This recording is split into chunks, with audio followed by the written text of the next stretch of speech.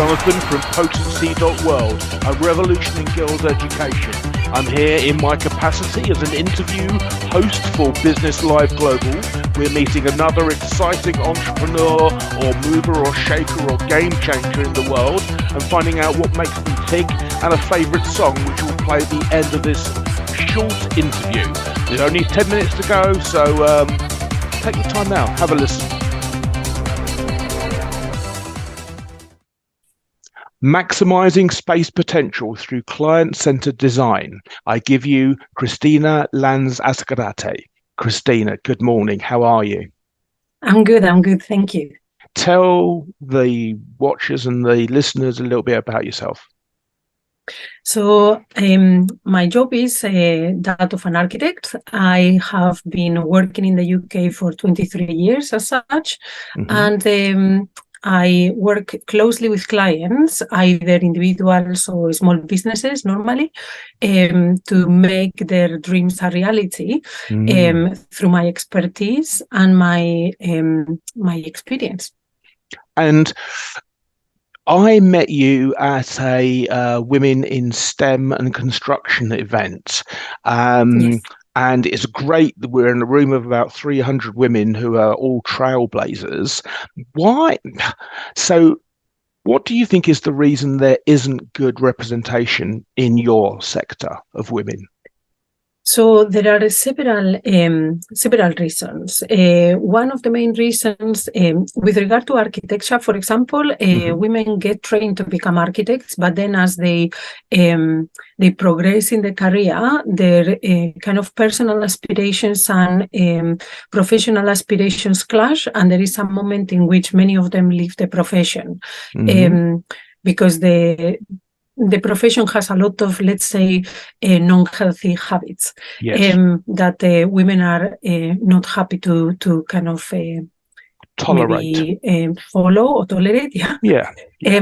With regard to the construction industry as a whole, there are several challenges. One of them is that there are not enough women who are actually doing the work, because those exist, as you saw, represented and being visible and talking about the work they do.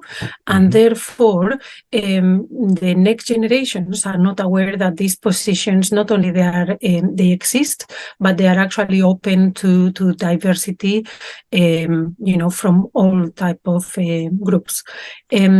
So that's another one. And then, of course, historically, there have been a lot of also unhealthy habits that the construction industry has suffered from. What do you mean unhealthy? So the construction industry is the industry that has the highest male suicide in the country. And and this is to do with the pressure that individuals are put under. Very often, it could be due to, financial pressures, due to timing pressures, and in my experience, sometimes also due to a lack of understanding of people who are making decisions about the scope and programming of the work that is involved in the process of delivering a project. So therefore, the time frames that they are working towards are less than what it would be required, and because of this, the subcontractors and the individuals are put at a level of pressure that is really unhealthy. So generally speaking, they say that women are more aware of kind of how to manage with risks, situations with risks, and how to remove themselves from those situations. Whereas men are expected to follow the kind of established paths that have been laid ahead of them, and therefore they are less likely to step aside. Nowadays, thankfully, people are kind of speaking more openly about this, and there is more visibility about these kind of topics, and therefore there is less of a stigma for those men who choose to actually put their own health and their own family and well-being first above work.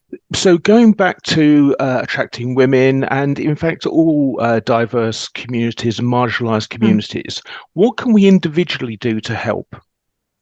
So there are quite a few things that they can be done. So as companies can actually look realistically at what they need to do to adjust their methodology of delivering work in order to create a more welcoming environment.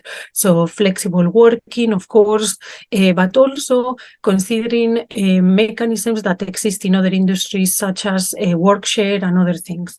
And as individuals working in the industry and the space, we can get involved with both mentoring programs to help the next generation and people who might be struggling in places where we were a few years ago, and also to go to schools.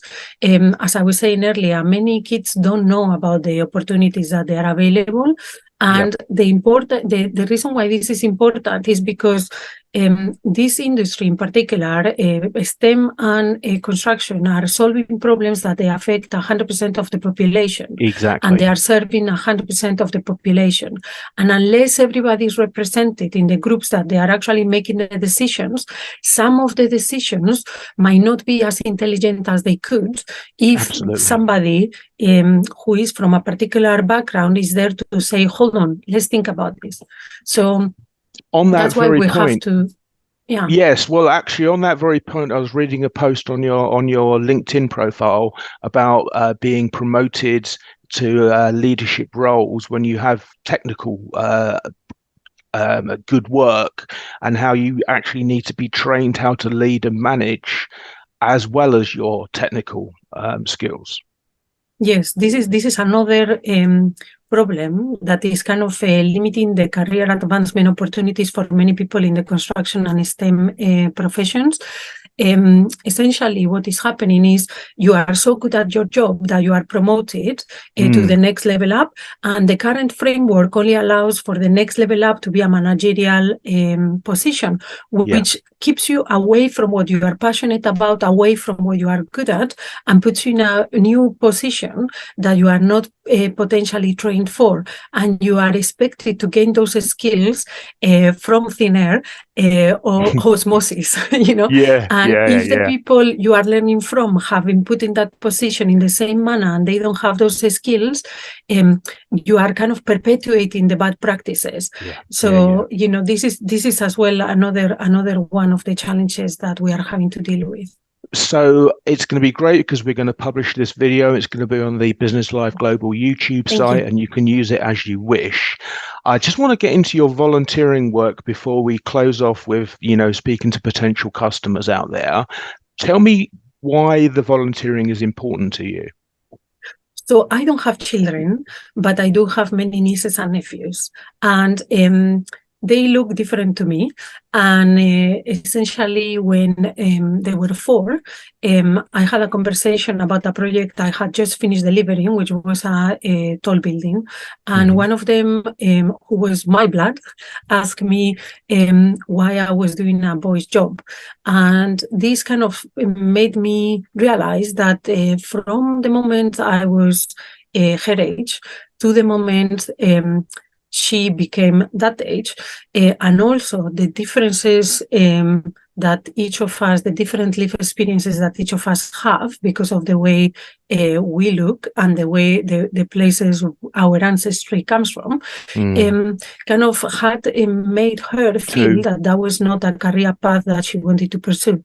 So I decided I wanted to give an opportunity to kids that they maybe like her, questioning why I was doing a boy's job, and actually open the door wide open for them, so that they felt that they were welcome, and not only welcome, but they could bring real value to the discussion.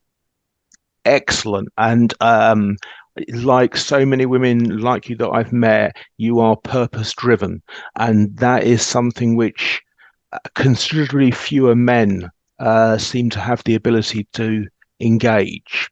So speaking to a potential client now who is having, what problems do people come to you with in terms of design and architecture?